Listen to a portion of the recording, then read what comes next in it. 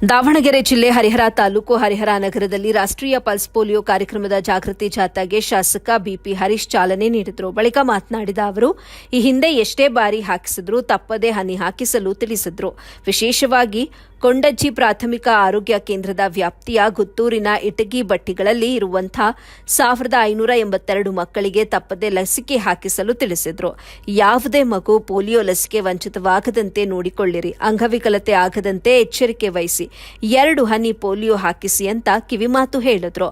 ಕಾರ್ಯಕ್ರಮದಲ್ಲಿ ಹರಿಹರ ತಹಶೀಲ್ದಾರ್ ಗುರುಬಸವರಾಜ್, ತಾಲೂಕು ಆರೋಗ್ಯಾಧಿಕಾರಿ ಡಾ ಪ್ರಶಾಂತ್, ಆಯುಕ್ತರಾದಂತಹ ಬಸವರಾಜ್, ಸಿಡಿಪಿಒ ಪೂರ್ಣಿಮಾ, ಡಾ ವಿಶ್ವನಾಥ್, ಡಾ ಮಹಮ್ಮದ್ ಅಲಿ, ಡಾ ಕಾವ್ಯ, ಡಾ ಕಲ್ಲೇಶ್, ಡಾ ಗಿರಿಜಾ, ಡಾ ಮಮತಾ ಹಾಗೂ ತಾಲೂಕು ಆರೋಗ್ಯಾಧಿಕಾರಿ ಕಚೇರಿಯ ಸಿಬ್ಬಂದಿಗಳಾದ ಎಂ ಉಮಣ್ಣ, ಸುಧಾ, ನಾಗರಾಜ್, ದಾದಾಪೀರ್ ಹಾಗೂ ಆರೋಗ್ಯ ಇಲಾಖೆಯ ಎಲ್ಲಾ ಸಿಬ್ಬಂದಿಗಳು ಮತ್ತು ಆಶಾ ಕಾರ್ಯಕರ್ತೆಯರು ಜೊತೆಗೆ ವಿವಿಧ ಇಲಾಖೆಯ ಸಿಬ್ಬಂದಿ ವರ್ಗದವರು ಭಾಗಿಯಾಗಿದ್ದರು.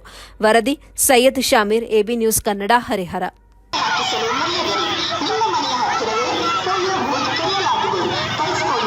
ಉಚಿತ ಹಾಗೂ ಸಂಪೂರ್ಣ ಸುರಕ್ಷಿತ ರಾಷ್ಟ್ರೀಯ